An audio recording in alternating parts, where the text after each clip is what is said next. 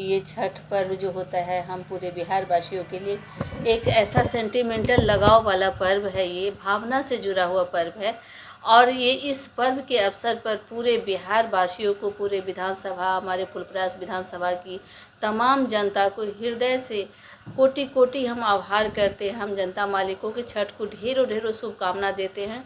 और ये बिहार ही एक ऐसा राज्य है यहाँ जहाँ उगते हुए सूरज को तो सब लोग नमस्कार करते हैं, लेकिन हमारे यहाँ परंपरा है शुरू से बिहार में कि हम लोग डूबते हुए सूरज को भी अर्घ देते हैं।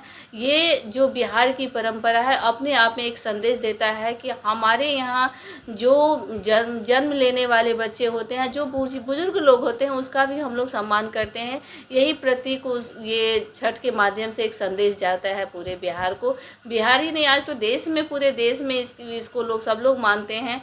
और ये पर्व हम लोग का जो होता है, इसमें सभी लोग जो एक परिवार में जहाँ तहाँ भी लोग रहते हैं, सब लोग एकत्रित होते हैं और एक परिवार में ऐसा माहौल खुशनुमा होता है कि लगता है कि कोई शुभ घड़ी ऐसा है कि सब लोग एक दूसरे से मिल भी पाते हैं। हम लोग एक तरह से ये बहुत बड़ा मैसेज है, संदेश है पूरे बिहार वासियों के लिए।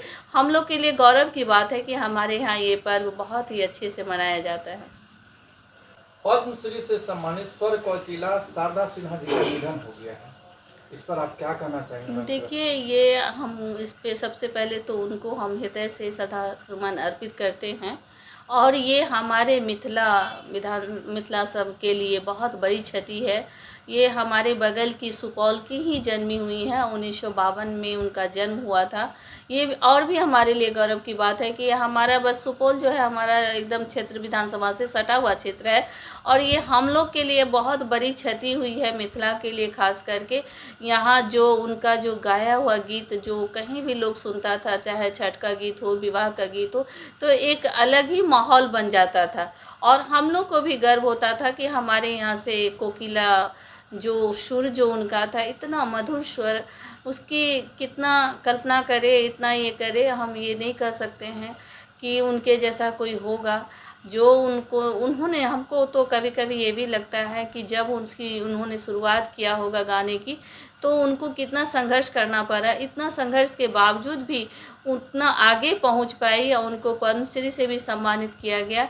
और जो हमारे माननीय नेता मुख्यमंत्री नीतीश कुमार जी ने कहा है कि राजकीय सम्मान के साथ उनका अंत्येष्टि करने के लिए, ये भी और भी एक बिहार के लिए गौरव की बात है। बहुत दुखद घटना है हम लोगों के लिए। कि हम तो यही ईश्वर से प्रार्थना करते। देखिए, जो हमेशा छठ का गीत गाती थी और छठ परमेश्वरी के दिन आज पर्व का समय है, उसी समय उनका निर्धन हुआ है। ये भी अपने आप में एक माँ का कृपा, और कहिए कि माँ एक को हम यही आशीष कहते हैं, हे माँ, उनके दिवंगत आत्मा को शांति देना, उनके घर परिवार के लोगों को मतलब इस दुख के घड़ी में एक सबल शक्ति देना, जिससे वो सब समस्याओं का निदान कर पाए।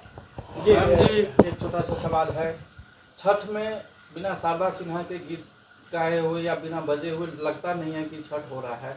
तो उनकी याद में एक छोटा सा रिक्वेस्ट करना चाहूँगा कि आप एक छोटी सी गीत गा के उनको याद में। देखिए, अभी गीत गाने का समय नहीं है। अभी जो क्षति हमारे यहाँ हुआ है उनकी याद में मैम नहीं, देखिए, उनको ऐसा नहीं कि हम गीत गा करके याद हो, वो हम लोग के हृदय में रहती थी हमेशा। शारदा सिन्हा हम लोग के लिए बिहार का एक गौरव था। और हम खास करके हम महिलाओं के लिए तो एक गौरव की बात है ना, जो उनको पद्मश्री से सम्मानित भी किया गया। तो ये हम मिथिला की बेटी थी और मिथिला के लिए गीत गाती थी। छठ का गीत जो आज भी हम लोग सुनते हैं तो बड़ा मन भाव विभोर हो रहा है, आँख नमन हो जा रहा है। तो उनके याद में हम क्या बोले कि हम लोग उनका कैसे पूर्ति कर नहीं सकता है कोई। उनके गाए हुए गीत को हम गा करके समझिए, हमारा तो उतना अच्छा गला नहीं है, उनका गला एकदम सुर कोकिला की तरह था। उनका जो गाती थी तो कहे नहीं कि एक माहौल बन जाता था, उस तरह से खुशी का माहौल। शादी का गीत गाई तो भी बहुत अच्छा लगता था सुनने में, कान को कर्णप्रिय लगता था उनका गीत सुनने में।